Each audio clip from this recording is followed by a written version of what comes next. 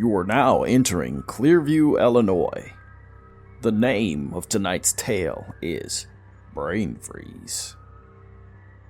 Pop goes the weasel blared out of the warbling speakers of an ice cream truck. All the neighborhood children gathered in mass like flocks of birds that had seen the first breadcrumbs drop.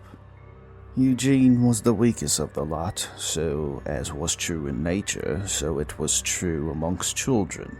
He was last, and if he didn't eat at all, so be it. When the children had all made their selections and wandered off, Eugene had finally bellied up to the beast. There, at the window of the truck, was a clown. He wasn't without eyes or a heart, so he noticed how all the children abandoned Eugene after they had their needs met. The clown handed Eugene a vanilla ice cream cone. The white goop leaned over the side like a structurally unsound building. "It looks like you needed that, kid," said the mass purveyor of frozen delights. Eugene smiled, and so did the clown. The boy plugged away at the Herculean task presented to him, and the clown lingered there a bit, as if to give the boy some measure of support. Seemed none of the other children did. Eugene couldn't stop himself. He tackled the ice cream fast, too fast, in fact, until his brain locked up and he squinted his eyes in pain. He barely let it slow him, struggling to see and reeling from brain freeze. He kept going. He felt it melting faster when the ice cream dribbled onto his hand. He tasted a coppery tinge to the ice cream, a sort of texture. It wasn't completely unpleasant, but he had to admit it was unusual. When he felt a chunky feeling on his tongue, he stopped, and his senses returned before blindly plowing ahead. When his eyes unblurred, he saw the clown laying over the counter in a pool of blood that was spilling onto the street. Eugene looked down and saw the abstract pattern of red splattered on his hands and shirt. He held in his hand a white vanilla cone sprinkled red with bone, flicks of flesh, along with several dimples in it where he had eaten it. He looked down and saw the clown's eye roll until it stopped on his shoe. "Where are you now?" "I don't know. I can taste it. So much red. It hurts." "Just stay there. I'll meet you." "I can't move." "I know. I'm coming." "Hurry." The truck was there, and he was holding that grim ice cream cone sprinkled in red. "I can't stop eating it. It's like I'm still there. I never left. Why'd he do that to me?" I know. Stay focused." I can't," said Eugene. The doctor lowered her eyes and adjusted the timbre of her voice. "When I snap my fingers, you'll return to this office." The doctor snapped. Eugene took a deep gasping breath as if he were underwater. "I can't do it." "It takes time. You can't give up." "I can't get it out of my head. I don't think seeing it does anything other than scare me. I can't stop myself." "You have to take your time. It's been 12 years and I'm stuck there. It's always in the back of my mind. It won't get out. With all due respect, doctor, I'm not coming back. Please." But her voice was amongst the background noise that was his life. Every moment was that moment, that awful scene his brain locked in on, the worst day of his life.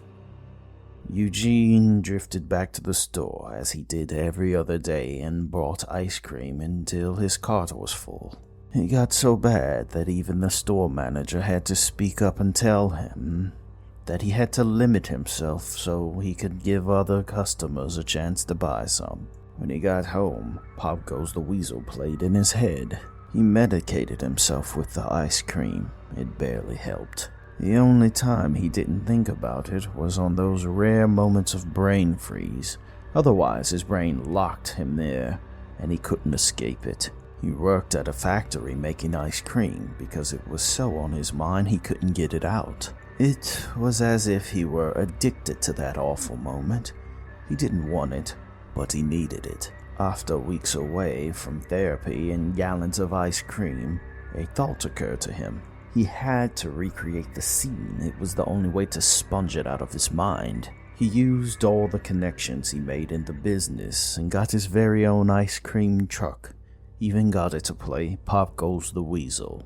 Eugene felt better for a while, but that earworm kept inching further into his brain, slowly driving him to fix himself, to make it right. He spent so much time in that truck, so much time trying to make it as it was. He was getting worse. He found himself standing in the mirror, applying makeup, becoming the clown who had never left his thoughts. For weeks he sold ice cream out of the truck. He became the smiling clown he needed to be. He watched over the children, especially the weakest, the unloved. But was he just attempting to transport himself to his younger self? He hung up on his therapist. She kept trying to call him to get him back on his meds, but he had no time for it. The children were happy, and that worked for him for a while, until it didn't. Eugene had to make it real, and it wasn't. He took a needle from his medicine cabinet and pulled the blood from his body, put it into a bowl, added sugar, water, and let it sit in the freezer. Nobody seemed to know what exactly those delicious red sprinkles were made of, but they always asked for more. A year later, after Eugene was all but gone and Sprinkles the Clown was all that was left, he found it. He found the moment that would cure him.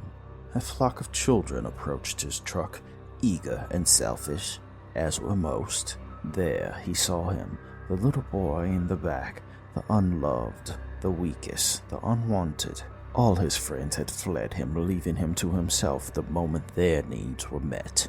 "Call on me," said Eugene with his loud, exaggerated red smile. The boy grabbed the ice cream fast, too fast, and he closed his eyes and clutched his head, paralyzed with brain freeze. Eugene smiled. He had finally done it. He reached into the freezer for his 45 and pulled the trigger. The little boy ate his cone, crippled by brain freeze. You are now exiting Clearview, Illinois. Hope you enjoy the trip.